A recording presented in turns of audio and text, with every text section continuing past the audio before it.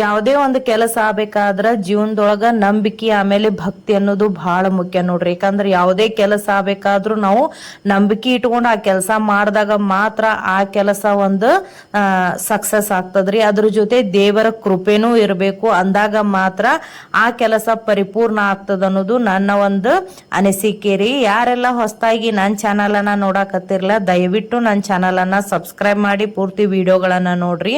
ಅದೇ ರೀತಿ bell icon ಅನ್ನ ಒತ್ತಿ. ಹಾಗೆ ಒತ್ತಿದಾಗ ಮಾತ್ರ ನಾನು ಹಾಕುವಂತ ಹೊಸ ವಿಡಿಯೋಗಳ ನೋಟಿಫಿಕೇಶನ್ ನಿಮಗ್ ಬರ್ತಾವು.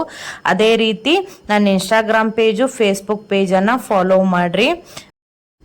ಬೇಸಿಗೆ ಸಮಯದೊಳಗನ ಒಂದು ಮಳಿ ಆಗ್ಬೇಕಾಗಿತ್ರಿ, ಬಟ್ ಈ ಸಲ ಮಳಿ ಒಂದ್ ಸ್ವಲ್ಪ ಲೇಟ್ ಆಗಿ ಬಂದೈತಿ. ಎಲ್ಲಾ ಕಡೆ ಮಳಿ ಆಗಿತ್ರಿ, ಆದ್ರ ನಮ್ಮ ಊರ್ನ್ಯಾಗ ಮಾತ್ರ ಮಳಿನೇ ಆಗಿದ್ದಿಲ್ಲ. ಈ ಒಂದು ಮಳಿ ಅನ್ನೋ ಕಾರಣಕ್ಕನ ನಾವು ನಮ್ಮ ಊರಿನೊಳಗ ವಾರ ಹಿಡ್ದಿದ್ದೀವ್ರಿ. ನಮ್ಮ ಊರಿನ ಗ್ರಾಮ ದೇವತೆ ಆದಂತಹ ದ್ಯಾಮೋನ್ ಹೆಸರ್ಲೆ ನಾವು ವಾರ ಹಿಡ್ದಿದ್ದೀವ್ರಿ. ಸೊ ವಾರ ಶುಕ್ರವಾರಕ್ಕೆ ಕಂಪ್ಲೀಟ್ ಆಯ್ತ್ರಿ. ಸೊ ಗುರುವಾರ ರಾತ್ರಿ ಈ ಥರ ಮಳಿ ಆಯಿತು. ಭಾಳ ಖುಷಿ ಆಗಾಕತ್ತಿತ್ರಿ. ಯಾಕಂದ್ರೆ ಬಿಸಿಲಿನ ತಾಪಕ್ಕೆ ಎಲ್ಲರೂ ಒದ್ದಾಡಕತ್ತಿದ್ರು. ಸೊ ತಣ್ಣನೆ ಈ ಥರ ಮಳೆಗಾಲ ಚಾಲೂ ಆಯ್ತಂದ್ರೆ ಭಾಳ ಖುಷಿ ಆಗ್ತದೆ ನೋಡ್ರಿ. ಯಾಕಂದ್ರೆ ಒಂದು ವಯಸ್ಸಾದವ್ರಿಗೂ ಭಾಳ ಒಳ್ಳೆಯದು. ಯಾಕಂದ್ರೆ ಬಿಸಿಲಿನ ತಾಪಕ್ಕೆ ಅವ್ರಿಗೆ ಉಸಿರಾಡ್ಸಾಕು ಭಾಳ ತೊಂದರೆ ಆಗಾಕತ್ತಿತ್ತು. ಸೊ ಈ ಥರ ಮಳೆ ಚಲೋತ್ನಾಗ ಆಗ್ಬೇಕ್ರಿ. ಯಾಕಂದ್ರೆ ರೈತರಿಗೆ ಈ ಥರ ಮಳೆ ಆದಾಗನ ಅವರು ಬಿತ್ತಾಕ ಚಾಲೂ ಮಾಡ್ತಾರ. ಆಮೇಲೆ ವರ್ಷ ಪೂರ್ತಿ ದುಡ್ದಿದ್ದನ್ನ ಕೂಡಿಟ್ಕೊಳಕ ಒಂದು ಅನುಕೂಲ ಆಗ್ತದ.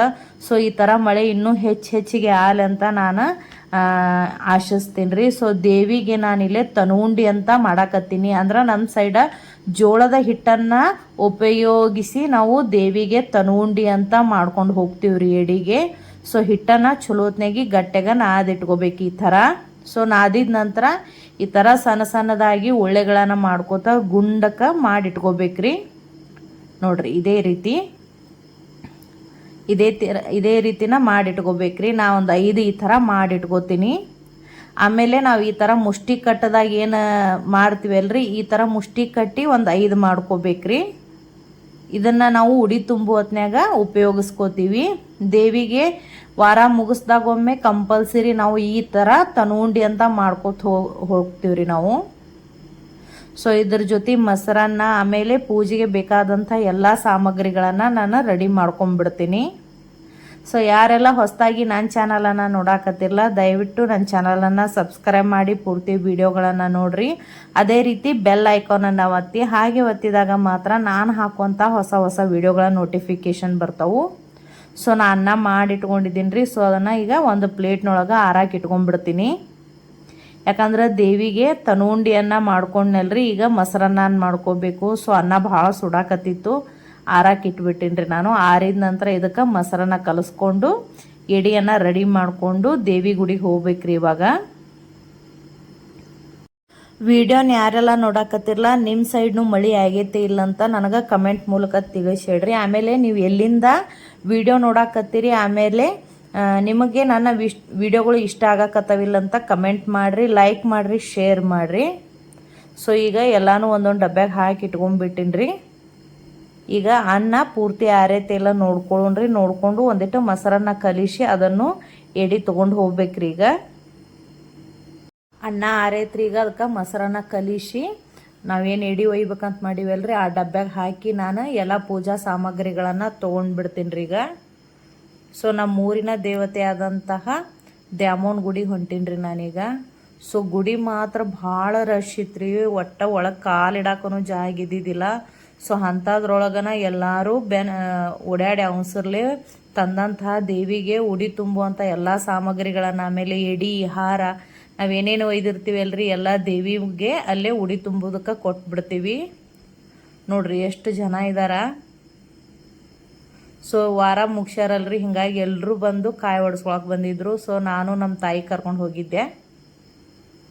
ದ್ಯಾಮೋ ಗುಡಿ ತುಂಬಿಂದ ನಾವು ನಮ್ಮೂರಿನ ಇನ್ನೊಬ್ಬಳ ದೇವತೆ ಆದಂತಹ ಪಿಲೇಕಮ್ಮಕ್ಕೂ ಹೋಗಿಸಿಂದ ನೋಡ್ರಿ ಅಲ್ಲಿನೂ ಉಡಿ ತುಂಬಿ ಬಂದ್ವಿ. ಸೊ ಮನೆಗೆ ಬಂದ ಕೂಳೆನ ನಾನು ಪಡ್ಡನ್ನ ಮಾಡೋದಕ್ಕೆ ಹಾಕಿದ್ದೀನಿ ರೀ. ಸೊ ಹಿಟ್ಟು ಚಲೋತ್ನಾಗ ನೆಂದೈತಿ. ಸೊ ಇದಕ್ಕೆ ರುಚಿಗೆ ತಕ್ಕಷ್ಟು ಉಪ್ಪನ್ನು ಹಾಕೋತೀನಿ ರೀ ನಾನಿವಾಗ. ನಂತರ ನೀವು ಯಾವುದೇ ಥರ ದೋಸೆ ಅಥವಾ ಪಡ್ಡು ಮಾಡಬೇಕಾದ್ರೆ ಅದಕ್ಕೊಂದು ಸ್ವಲ್ಪ ಸಕ್ಕರೆಯನ್ನು ಹಾಕಿದ್ರೆ ರುಚಿ ಇನ್ನೂ ಹೆಚ್ಚಾಗ್ತದ್ರಿ. ಆಮೇಲೆ ನೀವು ದೋಸೆ ಮಾಡ್ತಿದ್ರಿ ಅಂದ್ರೆ ಸ್ವಲ್ಪ ಸಕ್ಕರೆ ಹಾಕಿದ್ರೆ ಕೆಂಪನೆ ಬಣ್ಣ ಹೆಚ್ಚು ಬರ್ತೈತ್ರಿ. ಆಮೇಲೆ ಪಡ್ಡೂ ರುಚಿ ಆಗ್ತಾವು. ಅದಕ್ಕೆ ನಾನು ಎರಡಕ್ಕೂ ಸ್ವಲ್ಪ ಸಕ್ಕರೆಯನ್ನು ಹಾಕಿ ಈ ಥರ ಹಿಟ್ಟನ್ನು ಮಿಕ್ಸ್ ಮಾಡ್ಕೋತೀನಿ. ಸೊ ನಾನು ಇವತ್ತಿಲ್ಲೇ ನಾರ್ಮಲ್ ಪಡ್ಡದ ಜೊತೆ ನಾನು ಬೆಲ್ಲದ ಪಡ್ಡನ್ನು ಮಾಡಾಕತ್ತೀನಿ ರೀ. ಸೊ ಆ ರೆಸಿಪಿಯನ್ನು ನಿಮ್ಮ ಜೊತೆ ಶೇರ್ ಮಾಡ್ಕೋತೀನಿ. ಸೊ ನೀವು ಒಮ್ಮೆ ಆದರೂ ಬೆಲ್ಲದ ಪಡ್ಡನ್ನು ಟ್ರೈ ಮಾಡಿರಿ, ಭಾಳ ರುಚಿಯಾಗಿರ್ತಾವು. ಯಾರಿಗೆಲ್ಲ ಸಿಹಿ ಇಷ್ಟ ನೋಡ್ರಿ ಅವರಿಗೆ ಈ ಥರ ಮಾಡ್ಕೊಂಡು ತಿಂದ್ರೆ ಇನ್ನೂ ಭಾಳ ಇಷ್ಟಪಟ್ಟು ತಿಂತಾರೆ. ಬೆಳಗ್ಗೆ ಎದ್ದು ಕುಳೇನ ನನ್ನ ಮಗ ಇವತ್ತು ಏನಾದರೂ ಸಿಹಿ ಮಾಡಿಕೊಡು ಅಂತ ಗಂಟು ಬಿದ್ದಿದ್ದೇನೆ ರೀ. ಸೊ ಅವನಿಗೋಸ್ಕರ ನಾನು ಇದನ್ನು ಮಾಡಿದ್ದೆ. ಭಾಳ ರುಚಿಯಾಗಿತ್ತು. ಮಾಡೋದು ಭಾಳ ಸಿಂಪಲ್ ರೀ. ಸೊ ಹೇಗೆ ಮಾಡೋದು ಅಂತ ತೋರಿಸ್ತೀನಿ. ಹಾಗಾದರೆ ಬರ್ರಿ.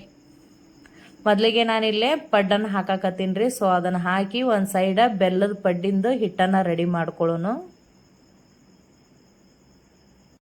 ನನ್ನ ಮಗನಿಗೆ ಸಿಹಿ ಅಂದ್ರೆ ಭಾಳ ಇಷ್ಟ ನೋಡ್ರಿ. ಸೊ ಈ ಥರ ಬೇರೆ ಬೇರೆ ಥರದ್ದು ಯಾವ್ದಾರ ಒಂದು ನಾನು ಸಿಹಿ ತಿಂಡಿಯನ್ನು ಮಾಡ್ತಾನೆ ಇರ್ತೀನಿ ರೀ. ಸೊ ಇವತ್ತು ಶುಕ್ರವಾರ ಅಲ್ರಿ, ಅದರ ಸಂಬಂಧ ಬೆಳಗ್ಗೆ ಎಡಿ ಅದೆಲ್ಲ ಮಾಡಿಂದ ನನ್ನ ಮಗ ಸಿಹಿ ಏನಾದರೂ ಮಾಡಿಕೊಡಮ್ಮ ಅಂತ ಕೇಳ್ತಾ ಇದ್ದೇನೆ ರೀ. ಸೊ ಅದಕ್ಕೆ ಈ ರೆಸಿಪಿಯನ್ನು ಟ್ರೈ ಮಾಡಿದ್ದೆ. ಯಾಕಂದ್ರೆ ಪಡ್ಡಂತೂ ಮಾಡಾಕತ್ತಿದ್ದೀನಿ ರೀ, ಹಿಟ್ಟಿತ್ತು. ಸೊ ಅದನ್ನೇ ನಾವು ಸ್ವೀಟ್ ಮಾಡಿದ್ರೆ ಹೆಂಗಿರುತ್ತಂತ ತಲೆಯಾಗ ಬಂತು. ಸೊ ಆವಾಗ ನಾನು ಈ ರೆಸಿಪಿಯನ್ನು ಮಾಡಿದೆ. ನಾನಿಲ್ಲೇ 1 ಕಪ್ ಬೆಲ್ಲನ ಹಾಕೊಂಡೀನಿ ರೀ. ಅದಕ್ಕೆ ನಾನಿಲ್ಲೇ ಒಂದು ಅರ್ಧ ಕಪ್ನಷ್ಟು ನೀರು ಹಾಕೋತೀನಿ. ಯಾಕಂದ್ರೆ ಈ ಬೆಲ್ಲ ತೊಯ್ಯುವಷ್ಟು ನೀರು ಹಾಕಿದ್ರೆ ಸಾಕು. ಈ ಬೆಲ್ಲ ಕರಗಿದ್ರೆ ಸಾಕ್ರಿ ನಮಗೆ. ಸೊ ಅದಕ್ಕೆ ನಾನಿಲ್ಲೇ 2 ಏಲಕ್ಕಿಯನ್ನು ಹಾಕೊಳಕತ್ತೀನಿ.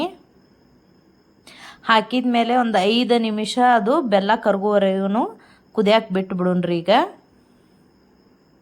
ಸೊ ನೀವೇನಾದರೂ ಹೊಸದಾಗಿ ನನ್ನ ವೀಡಿಯೋಗಳನ್ನು ನೋಡಾಕತ್ತಿದ್ರೆ ದಯವಿಟ್ಟು ನನ್ನ ಚಾನಲನ್ನು ಸಬ್ಸ್ಕ್ರೈಬ್ ಮಾಡಿ ಪೂರ್ತಿ ವೀಡಿಯೋಗಳನ್ನು ನೋಡಿರಿ.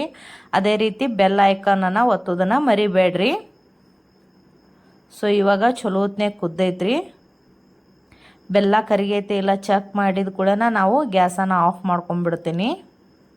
ನಂತರ ನಾನಿಲ್ಲೇ ಸ್ವಲ್ಪ ಗೋಡಂಬಿ ಆಮೇಲೆ ಒಣ ದ್ರಾಕ್ಷಿನ ಹುರಿಯೋದಕ್ಕೆ ಒಂದು ಸಣ್ಣ ಪ್ಯಾನನ್ನು ಇಟ್ಕೊಂಡಿದ್ದೀನಿ ರೀ.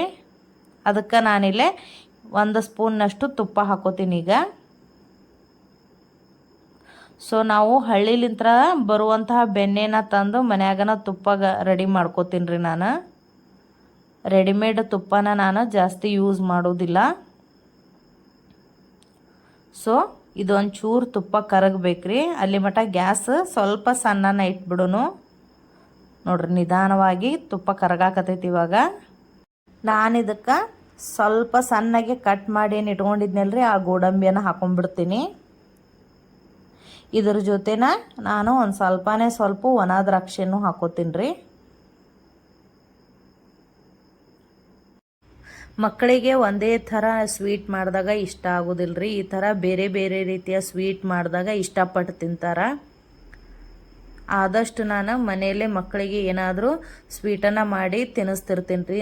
ಹೊರಗಿಂದು ಜಾಸ್ತಿ ತಂದು ನಾವೇನು ತಿನ್ನಂಗಿಲ್ಲ ಮನ್ಯಾಗ. ಸೊ ಆರೋಗ್ಯಕರವಾದಂತಹ ರುಚಿಕರವಾದಂತಹ ತಿಂಡಿಗಳನ್ನು ನಾನು ಮನೆಯಲ್ಲೇ ಮಕ್ಕಳಿಗೆ ಮಾಡ್ತೀನಿ ರೀ. ಸೊ ಇವಾಗ ಗೋಡಂಬಿ ಆಮೇಲೆ ಒಣ ದ್ರಾಕ್ಷಿ ತುಪ್ಪದಾಗ ಚಲೋತ್ನಾಗ ಹುರ್ಕೊಂಡೀನಿ ರೀ. ಸೊ ಗ್ಯಾಸನ್ನು ಆಫ್ ಮಾಡಿದನ್ನು ನಾನು ಸೈಡ್ ಇಟ್ಕೊಂಡ್ಬಿಡ್ತೀನಿ.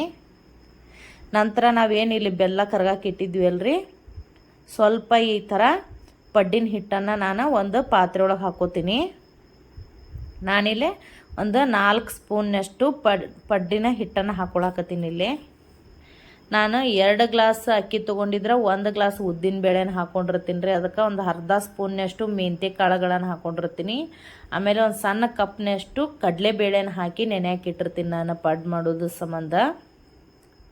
ಸೊ ನಾನಿಲ್ಲೇ 4 ಕಪ್ಪು ಹಿಟ್ಟನ್ನು ಹಾಕೊಂಡಿದ್ದೀನಿ ರೀ. ಅದಕ್ಕೆ ಈಗ ನಾವೇನು ಬೆಲ್ಲ ಕರಿಗಿಸಿಟ್ಟಿವಲ್ರಿ ಅದನ್ನು ಹಾಕೊಂಡ್ಬಿಡೋನು.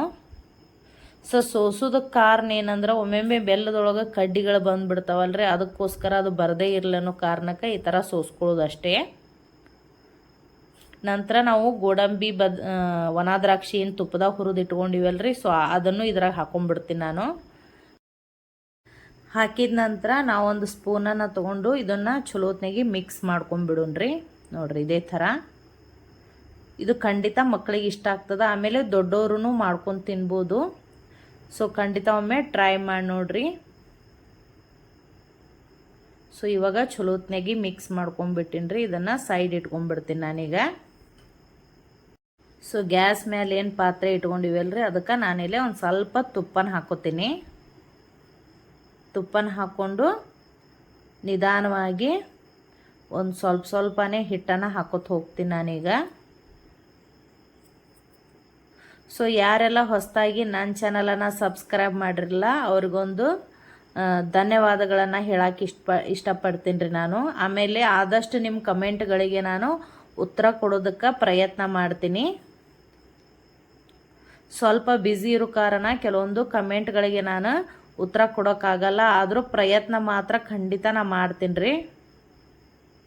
ಸೊ ಈ ಥರ ಎಲ್ಲದಕ್ಕೂ ಸ್ವಲ್ಪ ಹಿಟ್ಟನ್ನು ಹಾಕಿ ಒಂದು 5 ನಿಮಿಷ ಅವು ಬೇಯೋದಕ್ಕೆ ಬಿಟ್ಬಿಡೋಣ್ರಿ. ಯಾಕಂದ್ರೆ ಬೆಲ್ಲದಿರ್ತಾವಲ್ರಿ, ಗ್ಯಾಸನ್ನು ನೀವು ಸಣ್ಣ ಇಟ್ಕೊಂಡ ಮಾಡೋದು ಭಾಳ ಒಳ್ಳೆಯದು, ಹೊತ್ತಂಗಿಲ್ರಿ ಅವು. ಸ್ವಲ್ಪ ಗ್ಯಾಸನ್ನು ಜೋರು ಮಾಡಿದ್ರೆ ಒಮ್ಮೊಮ್ಮೆ ತಳ ಹತ್ತಿ ಬಿಡ್ತೈತ್ರಿ. ಸೊ ನೀವು ದೇವರಿಗೆ ನೈವೇದ್ಯ ಕೂಡ ಮಾಡ್ಬೋದು ಈ ರೀತಿ ಮಾಡಿ. ಮನೇಲಿ ಸಣ್ಣವ್ರಲಿತ್ರ ಹಿಡಿದು ದೊಡ್ಡವ್ರ ಮಟ್ಟನೂ ಎಲ್ಲರೂ ಭಾಳ ಇಷ್ಟಪಡ್ತಾರೆ ನೋಡ್ರಿ ಈ ರೆಸಿಪಿ. ನೀವು ಒಂದ್ಸಲ ಖಂಡಿತ ಇದನ್ನು ಟ್ರೈ ಮಾಡಿರಿ. ಸೊ ಒಂದೊಂದಾಗಿ ನಿಧಾನವಾಗಿ ಈ ಥರ ಹೊಳಿಸಿ ಹಾಕೊಂಡ್ಬಿಡೋನು. ನಿಧಾನವಾಗಿ ಎಲ್ಲ ಪಡ್ಡುಗಳನ್ನು ಇದೇ ರೀತಿ ಹೊಳಿಸಿ ಹಾಕ್ಬಿಟ್ಟು ನೋಡ್ರಿ. ಇವಾಗ ಬೆಲ್ಲದ ಪಡ್ಡು ರೆಡಿ ನೋಡ್ರಿ. ನೀವು ತುಪ್ಪ ಜೊತೆ ತಿನ್ಬೋದ್ರಿ, ಇದು ಭಾಳ ರುಚಿ ಆಗ್ತದೆ. ಇಲ್ಲ ನೀವು ಈವ್ನಿಂಗ್ ಸ್ನ್ಯಾಕ್ಸ್ ಟೈಮ್ನಾಗಾದರೂ ಈ ರೀತಿ ಮಾಡ್ಕೊಂಡು ತಿನ್ಬೋದು. ಯಾರಿಗೆಲ್ಲ ಸಿಹಿ ಭಾಳ ಇಷ್ಟ ಅಲ್ರಿ, ಈ ರೆಸಿಪಿನ ಒಮ್ಮೆ ಖಂಡಿತ ಟ್ರೈ ಮಾಡಿರಿ, ಭಾರಿ ರುಚಿಯಾಗಿರ್ತೈತಿ. ಅದೇ ರೀತಿ ನನಗೆ ಕಮೆಂಟ್ ಮೂಲಕ ತಿಳಿಸ್ರಿ ಈ ರೆಸಿಪಿ ನಿಮಗೆ ಇಷ್ಟ ಆಯಿತೋ ಇಲ್ಲೋ ಅಂತ. ಆಮೇಲೆ ನೀವು ಎಲ್ಲಿಂದ ನೋಡಕತ್ತಿರಲ್ಲ, ನಿಮ್ಮ ಊರಿನಿಂದ ಒಂದು ಯಾವ ಊರಿನವ್ರಂತ ಕಮೆಂಟ್ ಹಾಕ್ರಿ. ಆಮೇಲೆ ನಿಮ್ಮ ಸೈಡ್ ಮಳೆ ಆಗೈತಿ ಇಲ್ಲ ಅನ್ನೋದು ನಂಗೆ ಕಮೆಂಟ್ ಮೂಲಕ ತಿಳಿಸಿ ಹೇಳ್ರಿ. ಸೊ ಎಲ್ಲ ಪಡ್ಡುಗಳು ರೆಡಿ ಆದಮೇಲೆ ಇದಕ್ಕೆ ಇನ್ನೊಂದು ಸ್ವಲ್ಪ ಮೇಲೆ ತುಪ್ಪನ ಹಾಕಿ ಸರ್ವ್ ಮಾಡಿದ್ರೆ ಸಾಕು. ಬಿಸಿ ಬಿಸಿಯಾದಂತಹ ಬೆಲ್ಲದ ಪಡ್ಡು ರೆಡಿ ನೋಡ್ರಿ. ಇವಾಗ ಸಣ್ಣಗೆ ಮಳೆ ಒಂದು ಚಾಲು ಆಗಕತ್ತೈತ್ರಿ, ಈ ಥರ ಬಿಸಿ ಬಿಸಿ ಮಾಡಿಕೊಟ್ರೆ ಎಲ್ಲರೂ ಭಾಳ ಇಷ್ಟಪಟ್ಟು ತಿಂತಾರೆ ನೋಡ್ರಿ. ಸೊ ನಿಮಗೆ ನನ್ನ ವಿಡಿಯೋ ಇಷ್ಟ ಆಗಿದ್ದರೆ ದಯವಿಟ್ಟು ನನ್ನ ಚಾನಲನ್ನು ಸಬ್ಸ್ಕ್ರೈಬ್ ಮಾಡಿರಿ, ಲೈಕ್ ಮಾಡಿರಿ, ಕಮೆಂಟ್ ಮಾಡಿರಿ, ಶೇರ್ ಮಾಡಿರಿ. ಅದೇ ರೀತಿ ನನ್ನ ಇನ್ಸ್ಟಾಗ್ರಾಮ್ ಪೇಜು, ಫೇಸ್ಬುಕ್ ಪೇಜನ್ನು ಫಾಲೋ ಮಾಡಿರಿ. Thank you.